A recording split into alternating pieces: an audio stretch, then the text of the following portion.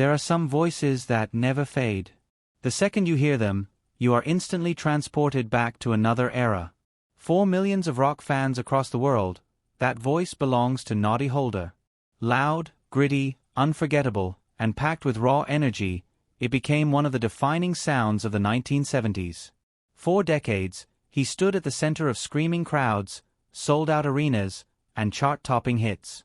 As the frontman of Slade, Noddy Holder helped create anthems that shaped British rock history forever.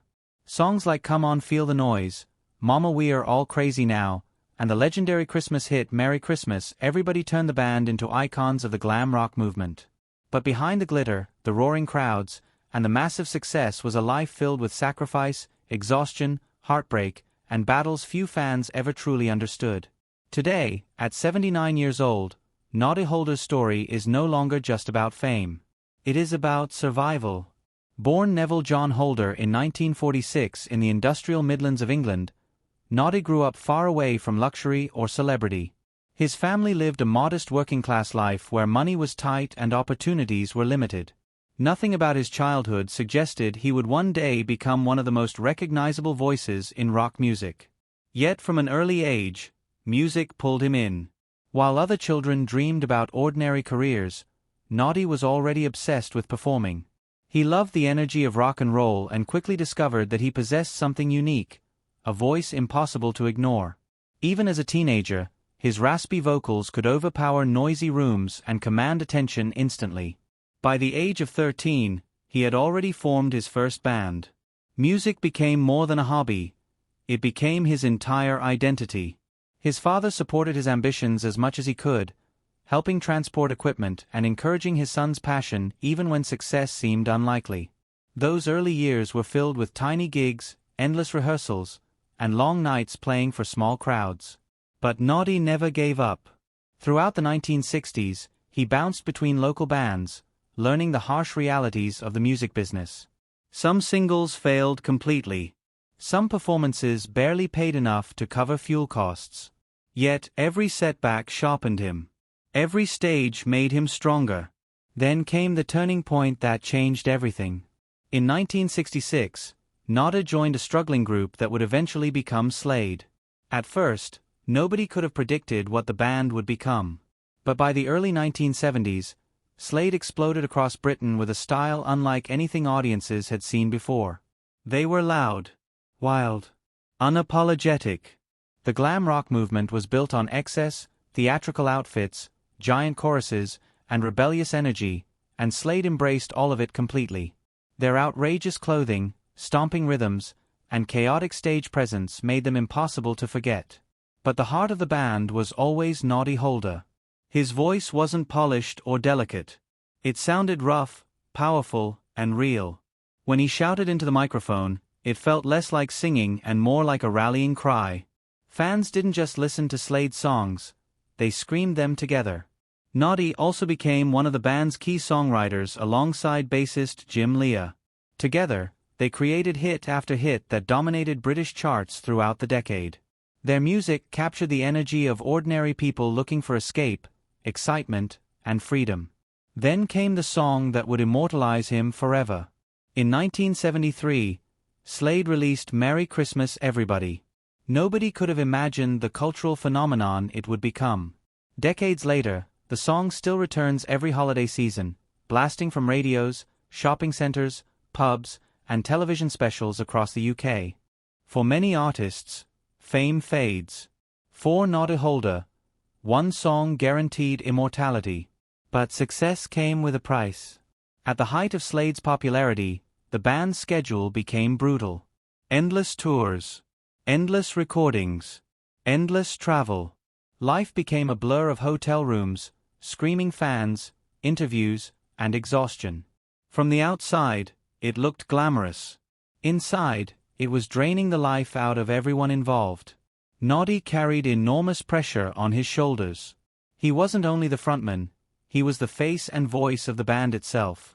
Fans expected him to be larger than life every single night. And while he managed to avoid some of the destructive addictions that destroyed many rock stars of that era, the emotional and physical burnout slowly began taking its toll. One moment in particular would later become legendary in rock history. After the death of Bon Scott in 1980, the band AC/DC reportedly considered Noddy Holder as a possible replacement vocalist.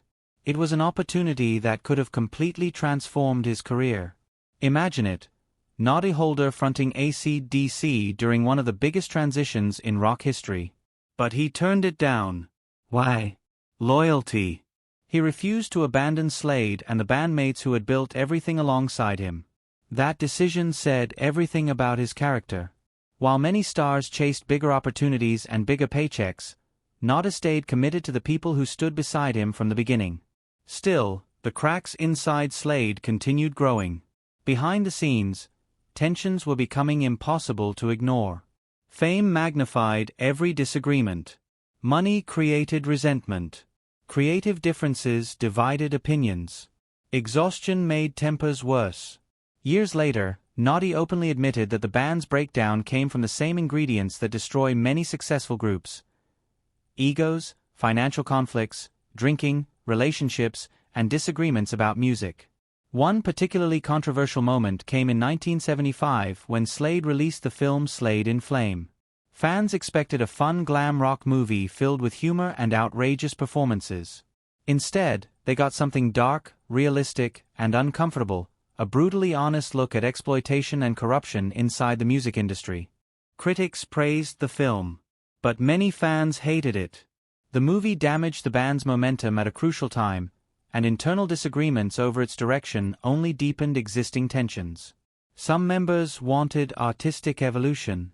Others wanted to stick with the formula that had already made them famous. Then tragedy struck the group in a devastating way. In 1973, drummer Don Powell suffered a horrific car accident that killed his fiancée instantly and left him with severe injuries and long-term memory problems. The emotional impact on the band was enormous. Although Slade continued performing, the atmosphere behind the scenes changed forever. They were no longer just dealing with fame and business pressure, they were dealing with trauma. By the late 1980s and early 1990s, Noddy Holder was exhausted. He had spent over 2 decades living inside the non-stop machine of fame. Touring had consumed most of his adult life. Family time had been sacrificed. Personal peace had become rare. Then, in 1992, he shocked fans by leaving Slade completely. It wasn't because of scandal. It wasn't because of betrayal. He simply couldn't continue living that way anymore. Burnout had finally caught up with him. For many musicians, leaving the band that made them famous marks the beginning of irrelevance. But Noddy managed to reinvent himself. Instead of disappearing, he transitioned into television, radio, and media work. Audiences discovered another side of him: funny, warm, intelligent, and surprisingly down-to-earth. He appeared in television dramas, comedy programs, and countless interviews where his humor quickly made him a beloved personality outside of music. Even younger generations who barely knew Slade recognized Noddy Holder as an entertaining storyteller with natural charisma. But behind the public smiles, his personal life carried its own painful chapters. His first marriage eventually collapsed under the strain of fame and constant touring. Balancing rock stardom with family life proved nearly impossible during Slade's busiest years. Although he deeply loved his children, maintaining stability while living on the road became incredibly difficult. Later in life, however, he found happiness again with television producer Susan Holder. Their relationship brought him something fame never truly could: peace. Unlike many people drawn to celebrity, Susan saw beyond the rock star image.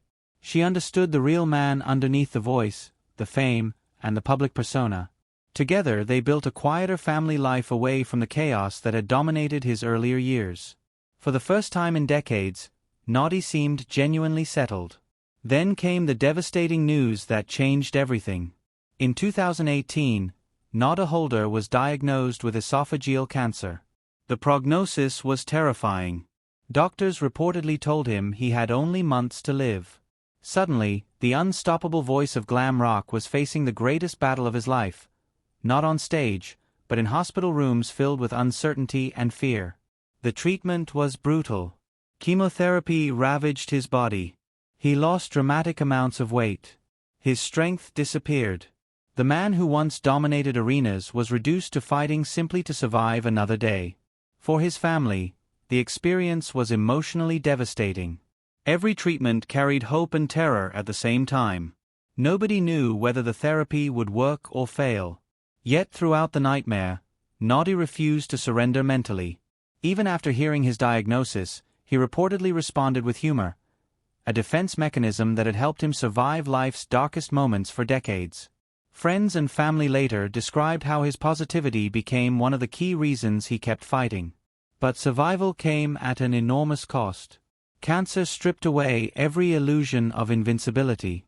It forced him to confront mortality in a way fame never could. The experience transformed him completely.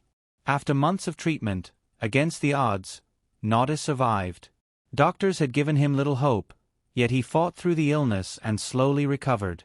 To many fans, it felt miraculous. But survival does not erase suffering. Even now, the emotional and physical scars remain part of his daily life. Medical checkups continue. The shadow of cancer never fully disappears. At 79 years old, Noddy Holder lives a far quieter life than the explosive rock star years that made him famous. The screaming arenas are mostly gone. The non-stop tours are over. The chaos has faded. Today, he spends much of his time with family, enjoying the ordinary moments fame once stole from him. And perhaps that is the heartbreaking truth behind his story. Not that he lost everything, but that he spent so much of his life sacrificing peace, privacy, health, and stability to entertain millions of people. The voice that once shook stadiums now reminds people of something much deeper. Even legends are human. Noddy Holder's life became a story about endurance. About surviving fame, surviving heartbreak, surviving illness, and surviving an industry that destroys countless artists long before old age ever arrives.